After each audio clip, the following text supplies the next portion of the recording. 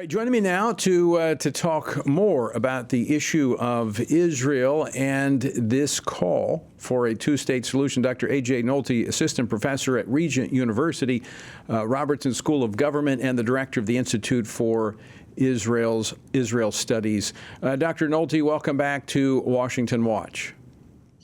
Tony, it's always good to be here. And as always, I feel like I'm saying I wish we were here on better circumstances, but that's where we are. But it's good to be back. Well, it seems as if things continue to spiral downward as it, I guess you could say down, depending on your perspective. But now 3 countries coming out today, European countries, which is different, Western countries, recognizing calling for recognition of a Palestinian state. So if you're going to recognize a Palestinian state, they have to have land. And that would be falling right in line with this so-called proposed two-state solution, correct?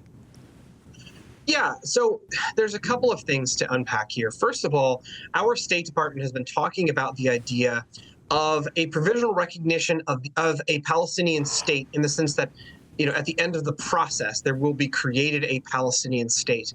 And they've been adamant that they want to ask the Israelis to make sure that nothing in Gaza precludes the creation of a Palestinian state in the future. And so there's been a talk of an idea that they're going to recognize sort of the idea of a Palestinian state and recognize a Palestinian state in being. The problem with this is severalfold. One, from the Israeli perspective, it's a very simple, clear-cut issue. You have the attack on October 7th, and the Israelis, I think with a lot of justification, say it would be sending a terrible message and would be detrimental to their security to reward the October 7th attacks with a recognition of a Palestinian state. All right, so that's issue one. Issue one is rewarding terroristic behavior. Yes. How is it that the international community, Ireland, and others are missing that? I mean, how is that? How are they not seeing the connection between calling for recognition of a Palestinian state and the terrorist attack invasion that took place on October the 7th? How are they missing that? Well, I think what they are trying to do is walk a line without openly condemning some of the stuff that Israel's doing, but also kind of appeasing the left in their own countries often, and the Arab states, and saying that there is eventually at some point going to be a Palestinian state. And this actually brings me to the second huge problem, which is to have a Palestinian state, not only do you have to have land, but you have to have a legitimate authority. And as far as we can tell, there really is no legitimate authority in the Palestinian community. There are 2 political movements, Fatah and Hamas. Hamas is a non-starter, and Fatah is so corrupt that it has actually driven the people under its de facto rule in the West Bank to support Hamas as an alternative. So to have a Palestinian state, you'd have to have actually the possibility of creating one. And just pragmatically, there's no entity that's capable of doing that.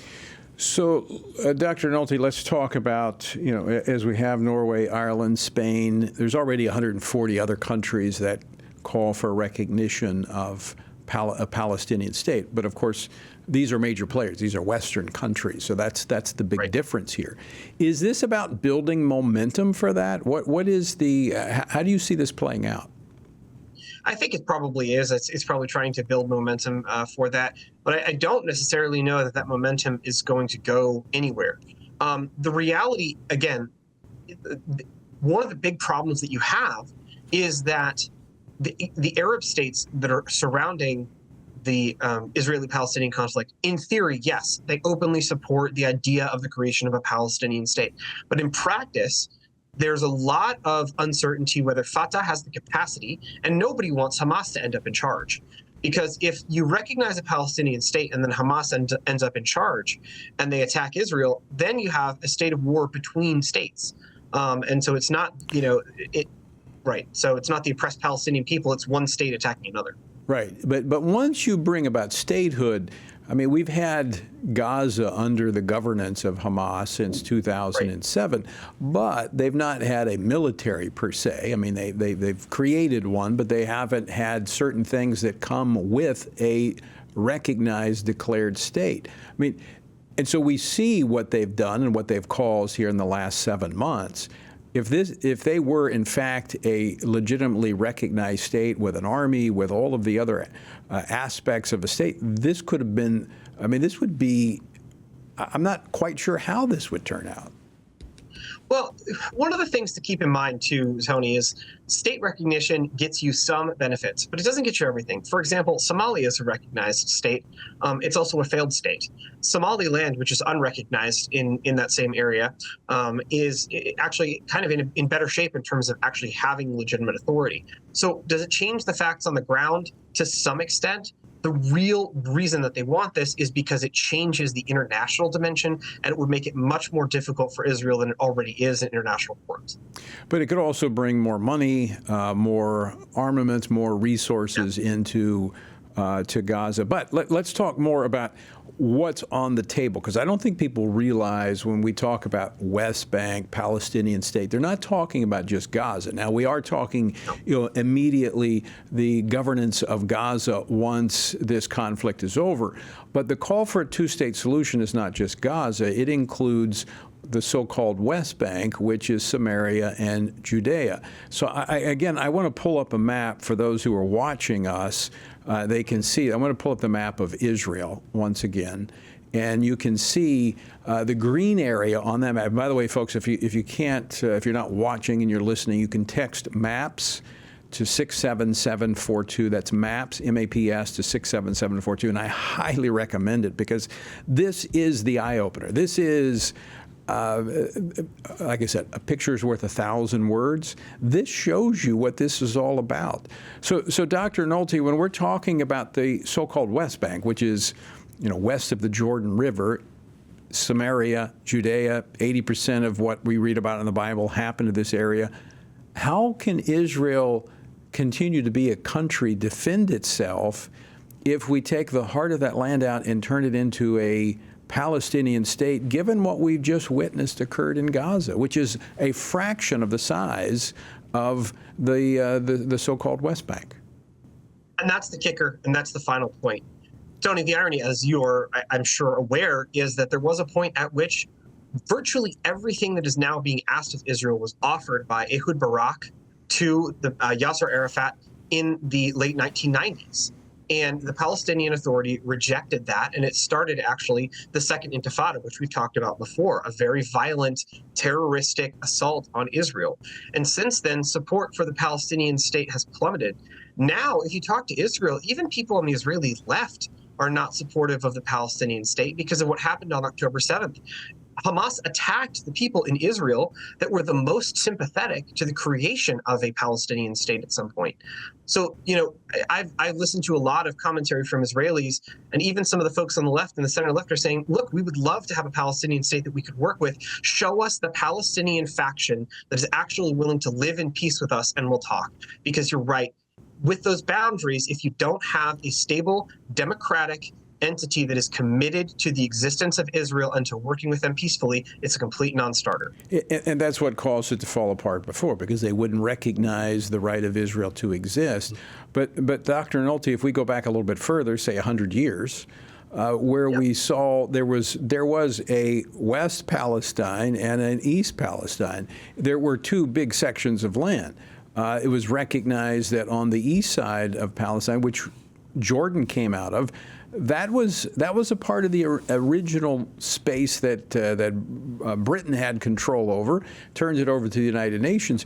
But that could have been the area for the Palestinians. But you've got all these surrounding countries that are much larger than Israel, but yet they don't want the Palestinians. And there's a reason for that. If you look at what happened to Jordan, Jordan at one point took in a lot of the Palestinian refugees. And then there was an attack on, I think it was King Hussein at the time. And there was an assault that was linked back to some of those Palestinian groups. You look at what happened with Lebanon. So it's been destabilizing for these other countries. And so they're kind of just hoping that eventually a Palestinian state will be created by magic, and that it will be, or that it will just indefinitely remain the Israelis' problem. And I think Israel is probably no longer going to be satisfied with that status quo after October 7th. Well, especially not if the international community is turning against Israel and blaming them for dealing with the rest of the world's problem. because that's essentially what the Palestinian problem is. It is the world's problem created by the United Nations, created by the international community, and they expect Israel to deal with it, but yet they get upset when they do deal with it. I agree with that. And I think one of the places that we need to start is, I don't know if you saw this, but there was a former, I think it was Inspector General at UNRWA, who gave some really damning testimony about things that are happening there and actually argued that UNRWA needs to be eliminated and that we need to start over. And I think if you look at UNRWA, you will see the source of a lot of the problems in the Palestinian society, and a lot, between the education, the multi-generational benefits for refugees that we don't extend to any other refugee community in the world. And it creates a situation where you have a toxic combination of, I hate to sound like a conservative on FRC, but welfare dependency over multiple generations, combined with anti-Semitism and some of this Islamist rhetoric, and you've got a situation that's going to take generations now to unwind before you can even consider a Palestinian state. So final question for you, Dr. Nolte. We just have a couple of minutes left. But when we look at all of this as Christians, as Bible-believing Christians, we can't look at it apart from Scripture and the spiritual dynamics at play here. What do we make of that? What do we make of this from that perspective? I struggle with this to a certain extent, as I'm more of a government guy than a theology guy. But I will say this: there is this unreasoning hatred of Israel, where nobody's talking about Morocco and Western Sahara, which has a dispute, which you have a secessionist movement, in Western Sahara that wants to be separate.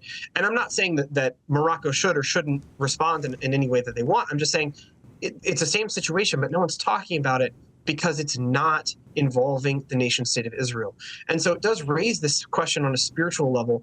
Why is there this constant double standard and this constant hatred toward, antipathy toward the world's only Jewish state? And what does that say on sort of a spiritual level, particularly in some of these post-Christian countries now in Europe that are increasingly turning against Israel? And to me, that's the main question that it raises in my mind. Yeah, and I think when you look at all of that and you evaluate the entire world and why this 0.2% of the population occupies so much of the world's attention, it would suggest you that there's more than meets the eye with Absolutely. Israel. Dr. Nolte, always great to talk with you. Thanks so much for taking time to join us today. Very much appreciate your insights. Thank you.